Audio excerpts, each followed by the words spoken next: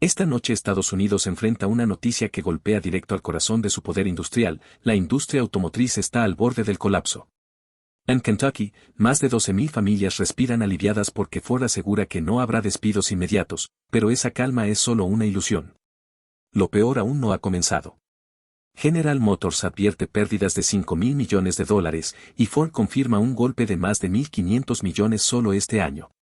¿La causa?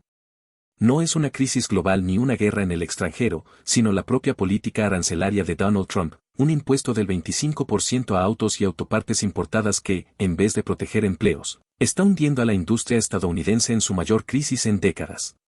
Este mes quedó marcado como un día negro en la historia de Ford. La compañía, símbolo de la grandeza industrial estadounidense, anunció el cierre indefinido de dos de sus plantas más emblemáticas en Chicago y Michigan. Cerca de 9.000 trabajadores quedaron sin empleo de un día para otro, provocando un verdadero terremoto laboral en el corazón del Medio Oeste. Las escenas de fábricas vacías y familias enteras recogiendo sus pertenencias se han convertido en la nueva postal de una crisis inesperada.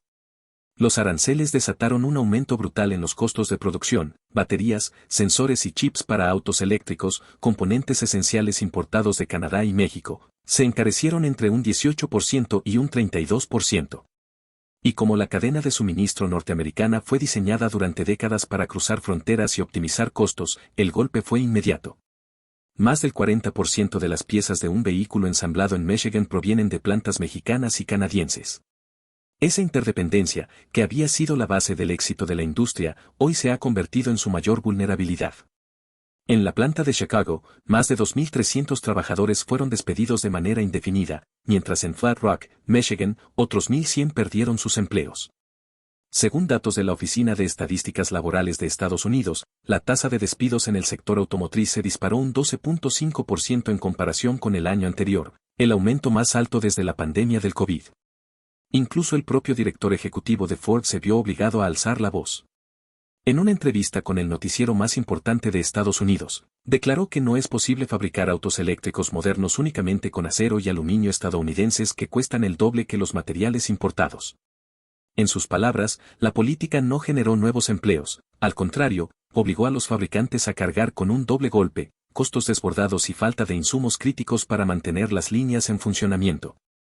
El efecto ha sido devastador: proyectos de expansión paralizados, inversiones detenidas y planes clave cancelados. El ejemplo más claro es el modelo eléctrico de próxima generación, conocido como T3, que debía lanzarse a finales de 2025 y ahora está retrasado indefinidamente. Cada vehículo de ese proyecto se disparó a un costo superior a $50.000, un 22% más de lo planeado, volviendo imposible sostener precios competitivos. Mientras tanto, competidores europeos y asiáticos, respaldados por subsidios y políticas estables, aprovechan la crisis para ganar terreno en el mercado estadounidense. Y así, mientras el lema "Hacer a América grande" otra vez sigue sonando en los mítines políticos, dentro de las fábricas lo que domina es la incertidumbre, el silencio de las líneas de producción apagadas y la angustia de miles de trabajadores que ven cómo se esfuma su sustento. Hoy, cada jornada que pasa significa más órdenes canceladas, más familias en el desempleo y una industria que, en vez de fortalecerse, corre el riesgo de quedar rezagada en la competencia global.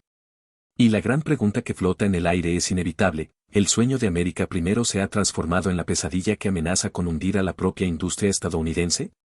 Un informe del Peterson Institute en mayo reveló que los aranceles del 25% elevarían en promedio $5.700 el precio de cada auto en Estados Unidos, empujando a los consumidores hacia autos usados o incluso al mercado gris.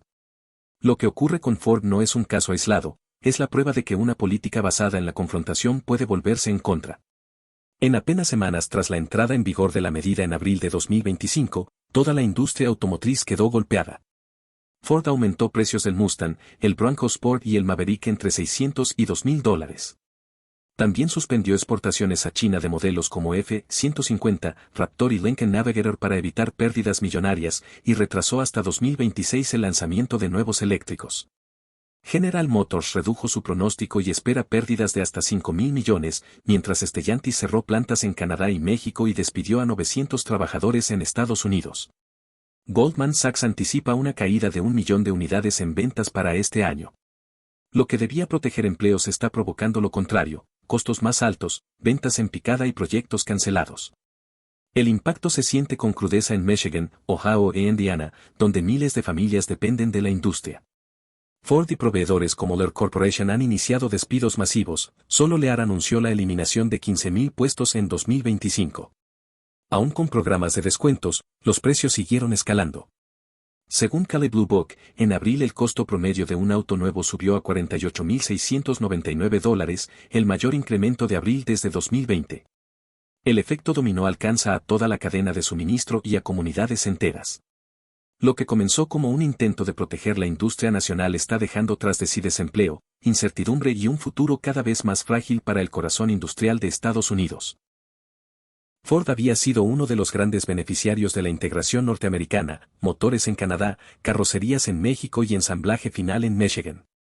Pero con los aranceles, cada vehículo fabricado en Estados Unidos encareció casi $5.000 adicionales, obligando a suspender operaciones en varias plantas y a retrasar inversiones clave como la apertura de Blue Oval Serie en Kentucky hasta 2026.